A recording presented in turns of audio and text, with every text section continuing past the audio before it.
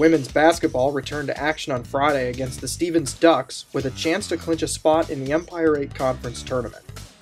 Stevens gets off to a fast start as Victoria Weber hits the turnaround jumper, two of her game-high 24 points. Weber would score the first 8 points of the night for the Ducks, scoring from three-point range here to make the score 8-2 Stevens. Fisher trailed by as many as 16 points in the first half, but came charging back, led by back-to-back three-pointers from Portia Velasco and this one from Sarah Stefanik.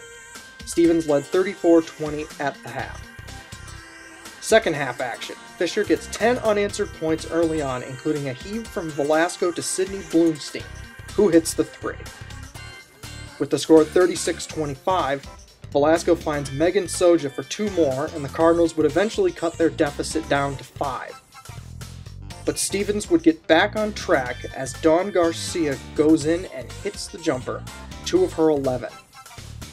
And Victoria Weber keeps her big night going with a basket from close range as she leads the Stevens offense.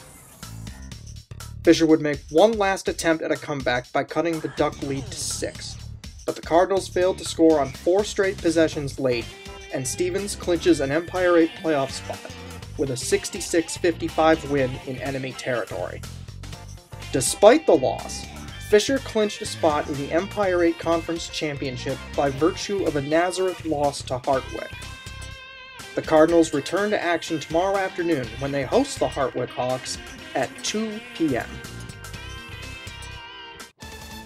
Men's basketball looking to get a late-season upset against the Stevens Ducks in the nightcap.